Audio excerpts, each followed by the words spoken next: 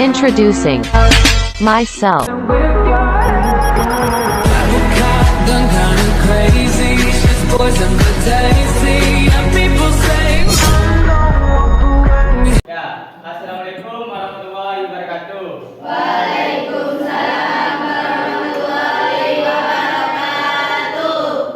Sebelum pelajaran dimulai, marilah kita berdoa dulu. Berdoa dimulai.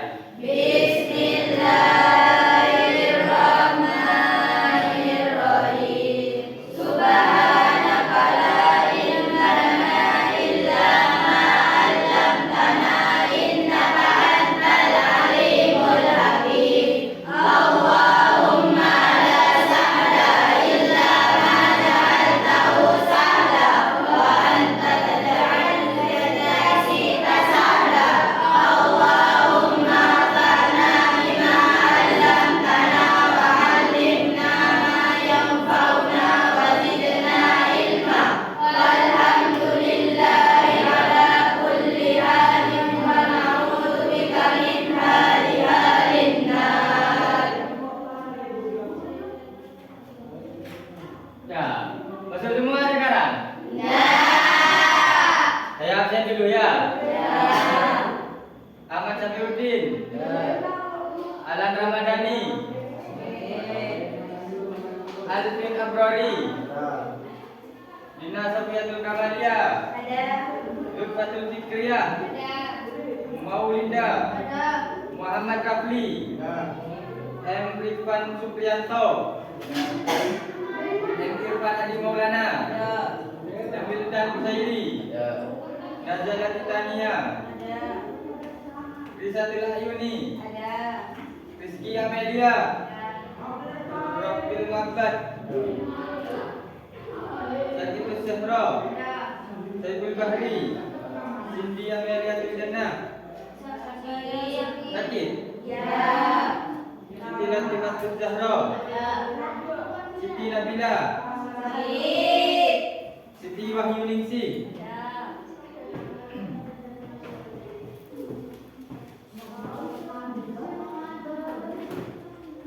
Ya, bagaimana kabarnya sekarang? Alhamdulillah. Kita langsung pelajarannya.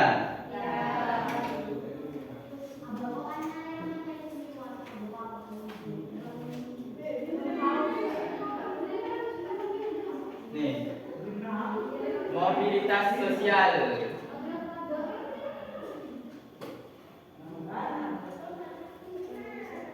Ada yang tahu mobilitas sosial? Hah? Mobilitas sosial adalah perpindahan individu atau kelompok dari satu status sosial ke status sosial lainnya. Menurut Horton dan Kuhn, tindakan berpindah dari satu kelas sosial ke kelas sosial lainnya disebut naik turun. Bisa bersifat vertikal, naik atau turun horizontal. Ya. Semisal ini bisa dikatakan mobilitas sosial ini perpindahan individu atau kelompok ya, itu dari kelas 1 SMP naik ke kelas 2 SMP. Nah, itu dikategorikan sebagai vertikal, mobilitas sosial vertikal ya. Karena itu dari kelas 1 naik ke kelas 2.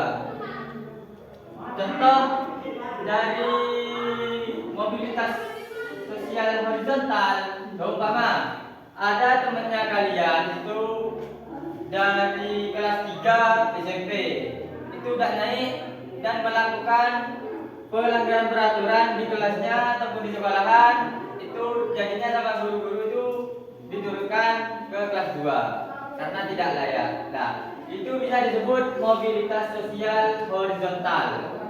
Jadi kalau vertikal itu naik, kalau horizontal itu turun. Ya. Faktor-faktor penyebab mobilitas sosial. Faktor pendorong mobilitas sosial ada beberapa. Yang pertama, pendidikan. Akses pendidikan memungkinkan status sosial naik. Nah, seperti yang tadi, misal dari kelas 1 naik kelas 2, kelas 2 naik ke kelas 3. Itu di faktor pendidikan. Faktor ekonomi. Kondisi ekonomi menjadi pendorong atau penghambat. Nah, faktor ekonomi ini bisa menjadikan pendorong atau penghambat. Semisal ekonomi keluarga kita itu tidak stabil. Nah, kita yang pertamanya itu sekolah, umpama kelas 1 SMP. Nah, jika kondisi ekonomi keluarga kita itu memungkinkan, kemungkinan kita itu sekolah SMP yang pertama kelas 1 bisa naik, bisa lanjut ke kelas 2 dan kelas 3. Nah, sebaliknya juga, jika kondisi ekonomi keluarga kita itu tidak memungkinkan, kayaknya itu menjadi penghambat. Yang pertamanya kita itu sekolah, memungkinkan kita itu berhenti dikarenakan faktor ekonomi, ya. Faktor politik, stabilitas politik dan kebijakan pemerintah. Nah, ini juga dari kebijakan pemerintah ini, stabilitas politik bisa menjadi faktor penyebab mobilitas sosial. Kenapa? Karena kita itu setiap tahunnya kan mengikuti peraturan pemerintah, ya. Yang keempat, kemampuan individu, keterampilan atau pengetahuan. Nah, dari faktor penyebab mobilitas sosial yang keempat ini, kemampuan individu, itu tergantung dari siswanya sendiri. Semisal keterampilan pengetahuan. Semisal di dalam kelas 2 ini ya, ada salah satu anak yang memiliki tingkat IQ itu di bawah rata-rata. Tahu IQ di bawah rata-rata? Anaknya itu yang biasanya masih kelas 2, itu pemikirannya sudah kelas 3. Itu IQ-nya di bawah rata-rata, ya. Itu bisa menjadi penyebab mobilitas sosial. Ini kayak yang tadi. Ini masuk vertikal atau horizontal? Kemampuan individu ini termasuk horizontal atau vertikal? Ayo. Hah? Nah, vertikal karena ini naik ya. Kemampuan individu ini termasuk dari mobilitas sosial vertikal. Yang kelima, geografis atau kependudukan, urbanisasi atau migrasi. Ya. Ini juga bisa menjadi faktor penyebab mobilitas sosial seperti migrasi. Ada yang tahu migrasi? Hah? Migrasi itu perpindahan suatu penduduk dari suatu tempat ke tempat lainnya. Itu juga bisa menjadi penyebab mobilitas sosial.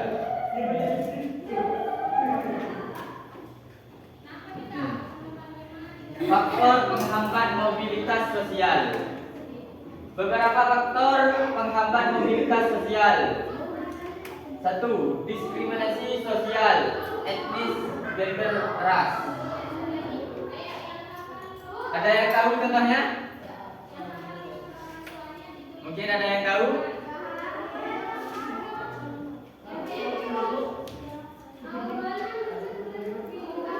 Ini ras. Saya kasih contoh ya ras ya. Itu ras itu sama halnya dengan kayak suku. Nah.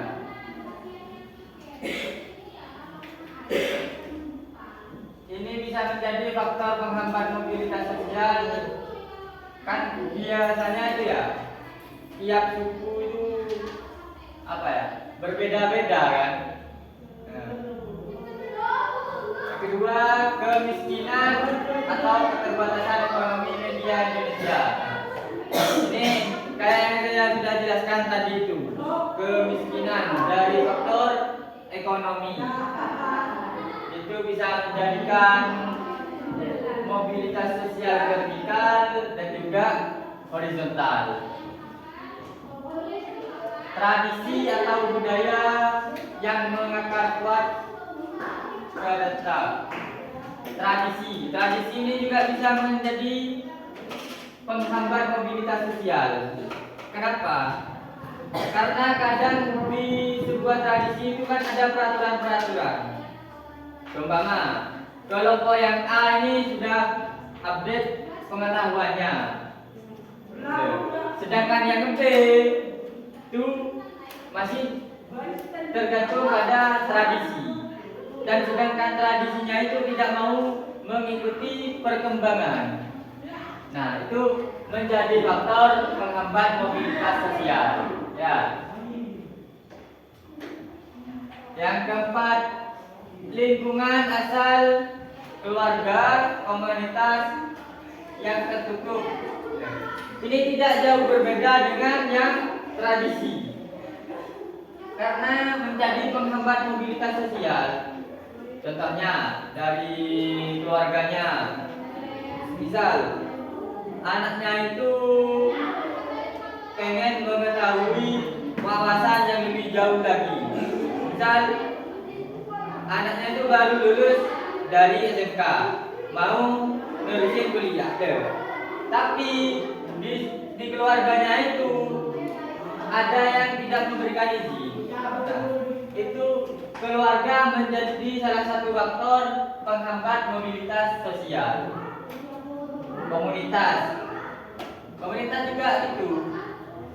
Kadang di komunitas itu ada yang berbeda-beda pendapat gitu ya.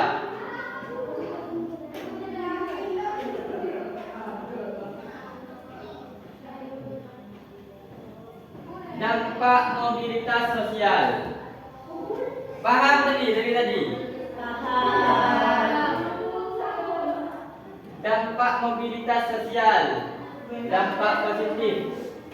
Meningkatkan kualitas hidup dan kesejahteraan. Ada yang tahu contohnya? Mungkin ada yang tahu. Meningkatkan kualitas hidup dan kesejahteraan. Seperti yang saya sebutkan tadi, misal anaknya itu pengen kuliah gitu ya, tapi dari segi keluarganya itu tidak mengizinkan. Nah, coba saja seandainya orang tuanya itu mengizinkan, yang biasanya anaknya itu hanya berpengalaman di bidang sekolah paling tinggi itu SMK, itu kalau sampai kuliah kan meningkatkan kualitas hidup dan kesejahteraan, meningkatkan wawasannya. Yang kedua, menumbuhkan integrasi sosial dan kesempatan yang lebih merata. Ada yang tahu contohnya?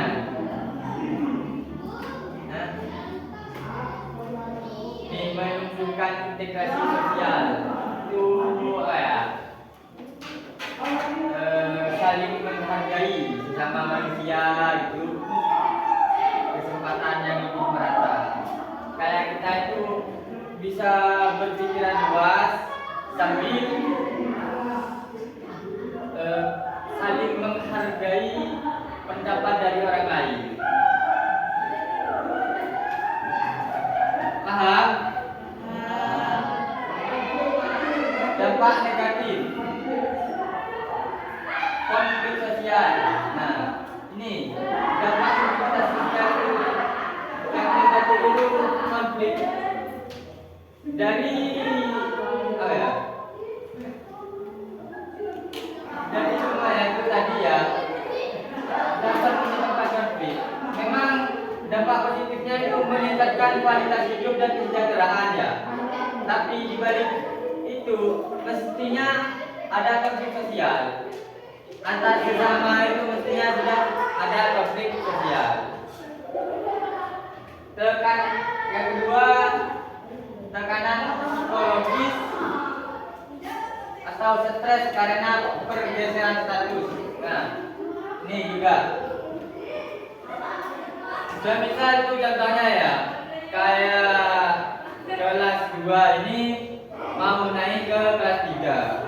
Nah, itu kan yang biasanya kalian sudah paham materi di kelas 2 ini, nanti ketika kalian naik ke kelas 3 itu mesti ada yang namanya tekanan psikologis. Kenapa? Karena kalian tuh masih baru merasakan pelajaran di kelas 3. Stres karena pergeseran ini juga. Kan kalian masih belum terbiasa dengan pelajaran yang di kelas 3. Kalian kan sekarang masih kan kelas 2 ya. Nanti kalian kalau sudah kelas 3 itu mesti rasanya kok enakan di kelas 2 mesti. Karena kalian itu sudah pernah merasakan. Sedangkan di kelas 3 itu kalian belum pernah merasakan. Sama juga kalian kalau sudah kelas 3 SMP mau naik ke kelas 1 SMK, itu rasanya itu kelas 3 SMP itu saya sudah pernah merasakan. Kalian kalau sudah sampai di kelas 1 SMK punya pengen balik lagi.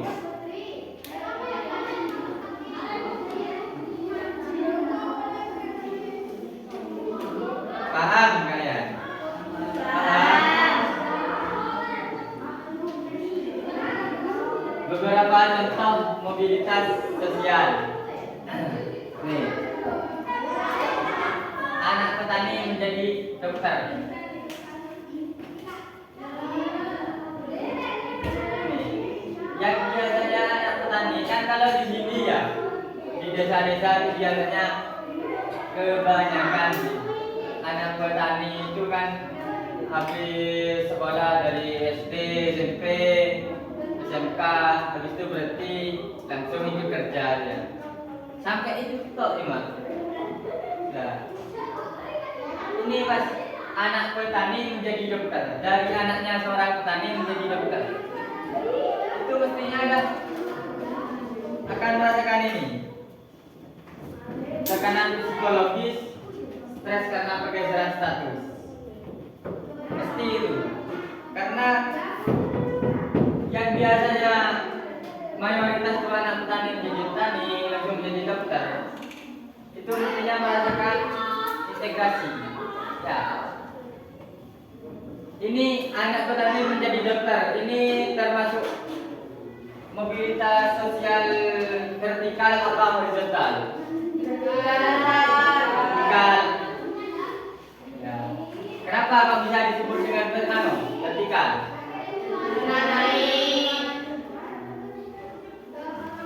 Yang nomor 2, karyawan yang dipromosikan menjadi manajer. Ini termasuk vertikal atau horizontal? Vertikal.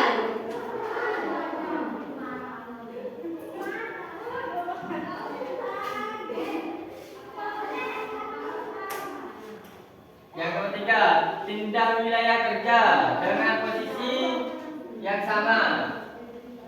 Ini vertikal atau horizontal? Horizontal. Kenapa aku bisa disebut horizontal? Hah? Mantap. Nomor 4, seorang manajer yang berhenti kerja lalu menjadi wirausaha di generasi yang sama. Ini termasuk horizontal atau vertikal? Horizontal. Kenapa alasannya? Hah? Vertikal atau horizontal ini?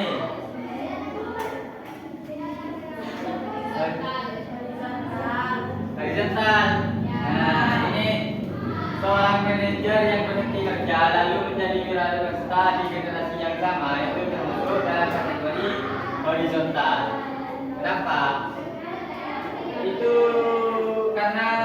tetap sama, tidak ada kenaikan.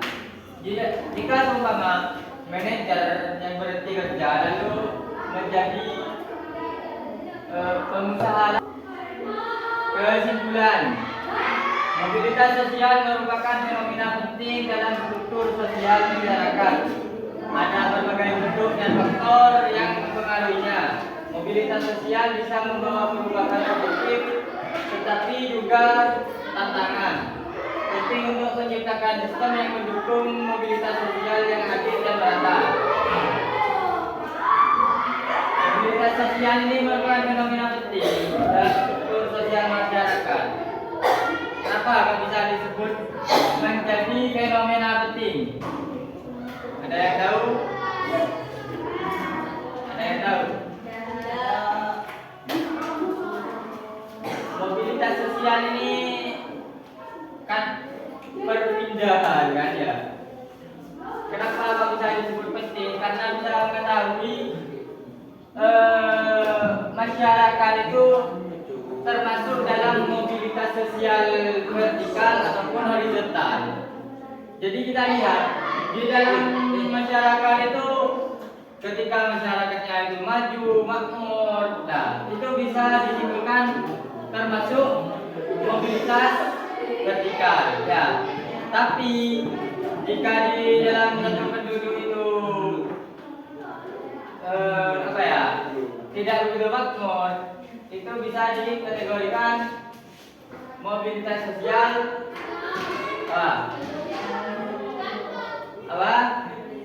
horizontal ya. Ada berbagai bentuk dan faktor yang mempengaruhinya ya. Contohnya itu yang tadi ya, dari faktor keluarga, ekonomi, ras, itu juga yang mempengaruhinya. Mobilitas sosial bisa membawa perubahan positif, tetapi juga tantangan ada. Contohnya dekat itu. Nah ini dampak positifnya itu meningkatkan kualitas hidup dan kesejahteraan ya. Dan dampak negatifnya konflik sosial. Seperti yang saya contohkan, dari kelas 2 naik ke kelas 3. Nah, itu akan meningkatkan pengetahuannya mahasiswanya. Di balik itu dampak negatifnya pasti ada konflik sosial. Kompetensi status, apapun itu ya. Kayak misal ya, kompetensi status. Semisal siapa namanya murid? Nah, Delisa ini menjadi ketua kelas. Nah, kamu? Siapa? Nah, dari sini jadi wakil. Nah, seumpama nanti ketika ini pas naik kelas 3, dari sini menggantikan jabatannya bisa dia. Nah, itu mesti ada konflik ya. Tapi di balik itu dampak positifnya yang prediksi ini meningkatkan kualitas pengetahuannya. Yang biasanya juga menjadi wakil ketua kelas, dia tuh bisa merasakan juga gimana rasanya menjadi ketua kelas.